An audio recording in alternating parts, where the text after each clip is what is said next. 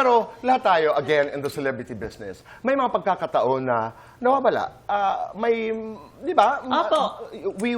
Fame is not easy. Totoo po. Money is not easy. Opo. Sa mga panahon na parang yumayabang ka ng konti, sino ang tumatapik sa'yo? Alam mo, Tito Boy, napansin ko po na nagbabago isang tao kung nagbago rin ang mga tao na sa paligid niya. And I'm just so grateful po na hanggang ngayon, yung same circle of friends ko pa rin po. And yung family ko po, yung relationship namin, mas tumatag pa po. So they keep me grounded po talaga. Wala sa kanila nagsasabing, Mimi, yumayabang ka. Alam mo, in all fairness, Tito Boy, wala talaga. Kasi tawa lang din kami ng tawa ng mga kaibigan ko. The way we treat each other is just the same.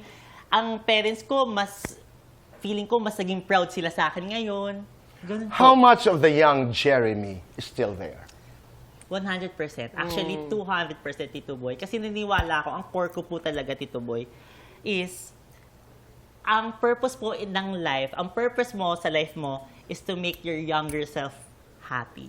And feeling ko po, yung younger version ni Mimiya, sobrang proud po siya sa akin ngayon. You talk about your humble beginnings, and Opo. that's really inspiring.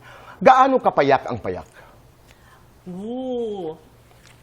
Payak naman po kami. In all fairness, thankful po ako sa parents ko, Tito Boy. Kasi kahit walang-wala kami, hindi talaga pinaramdam sa amin ng parents ko na walang-wala talaga po kami. Kasi nakapag-aral pa po kami sa magagandang eskwelahan. Opo.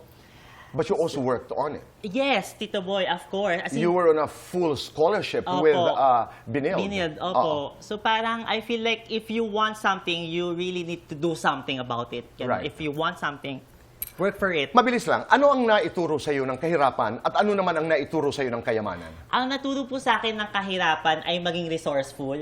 Kasi kunyari po, sa fashion po, ako po yung nag-aral sa Binil. Hindi ko na po kailangan bumili pa sa mall ng mga tela, Tito Boy. As in sa Divisoria, naghahalongkat po talaga ako ng mga tela. So, it really taught me po to be resourceful in life.